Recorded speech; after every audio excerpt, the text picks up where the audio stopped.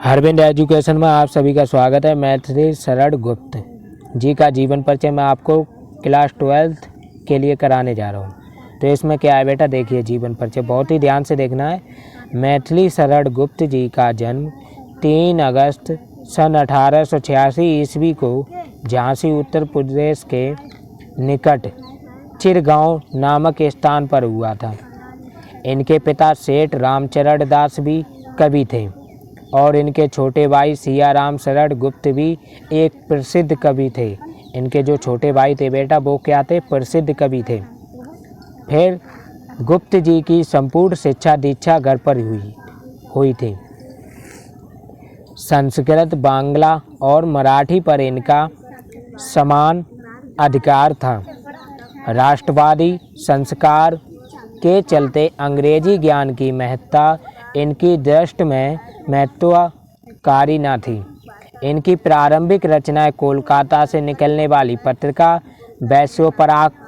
वैश्योपकारक में प्रकाशित हुई। प्रारंभ में इन्होंने मधुप और रस केंद्र नाम से ब्रज भाषा में कविताएं लिखी। किसमें लिखी? मधुप और रस केंद्र नामक से ब्रज भाषा में कविताएं लिखी।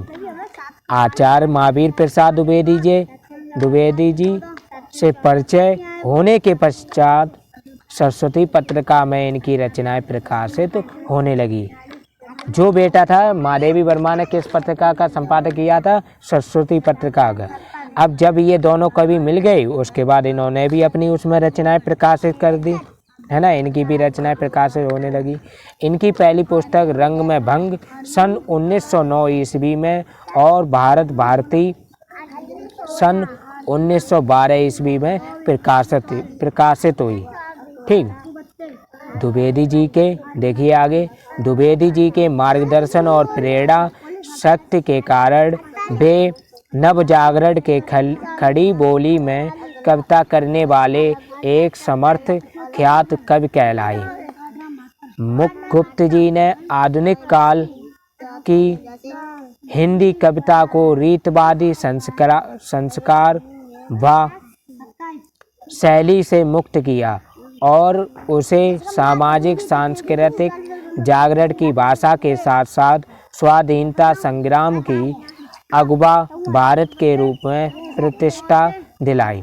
गुप्त जी राष्ट्रीयतावादी और सांस्कृतिक नवजागरण के पुरोधा कवि थे। महात्मा गांधी ने उन्हें मैथिली काव्यमान ग्रंथ भेंट करते हुए राष्ट्र कवि की उपाधि प्रदान की थी। हर के महात्मा गांधी बापूजी। आगे देखिए, मैथिली शरण गुप्त जी के काव्य का फलक अति व्यापक है। रामायण और महाभारत उनके कृत्रिम कर्म की मूल प्रेरणा रही है। वैदिक युग, बौद्ध युग और राजपूत काल को भी उन्होंने अपने काव्य का विषय बनाया है। गुप्त जी का राम काव्य मध्यकालीन सगुण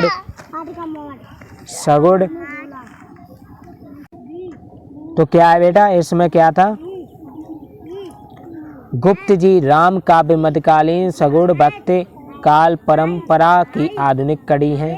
वे एक वैष्णव कवि हैं। गांधी युग के वे प्रतिनिधि कवि हैं। गांधीवाद की छाप उनकी कृतियों में स्पष्ट झलकती है। लोक मंगल उनकी काव्य साधना का मूल उद्देश्य है। जैसा कि वे लिखते हैं, देखिए जैसा कि लिखते हैं, कौन लिखते हैं? मैथिली शरण गुप्त जी क्या लिखते हैं? अर्पित हो मेरा मनुज काय, बहुजन हिताय बहुजन सुखाय। कैसे बोला? अर्पित हो मेरा मनुज काय, बहुजन हिताय बहुजन सुखाय। अब आगे देखिए, गुप्त जी की प्रमुख कृतियां या रचनाएं कौन सी हैं? साकेत बहुत ही इम्पोर्टेंट है, यशोधरा भी है, द्वारपर है, जय भारत है, विष्णुप्रिया है, उर्मिला और जयद्रथ वध है। इनकी बहुत ही मेन इम्पोर्टेंट रचनाएं हैं बेटा, बहुत ही बारीक से याद करनी है आपको। मैंने जैसे समझाया आपको ऐसे कोई नहीं समझा सकता है। मैथिली शरण गुप्त जी का देहावसान कब हुआ बेटा? 12 दिसंबर सन 1964 ईस्वी को चिरगांव में ही हुआ। इनके स्वर्गवास से हिंदी साहित्य को जो क्षति पहुंची उसकी पूर्ति संभव नहीं है बेटा। हमारे चैनल को ज़्यादा से ज़्यादा शेयर करें, सब्सक्राइब करें तथा बेल आइकन को दबाना ना भूलिए तथा इसे सपोर्ट भी कीजिए। जय हिंद, जय भारत। बने रहिए हरविंद एजुकेशन में, आप सभी का स्वागत है।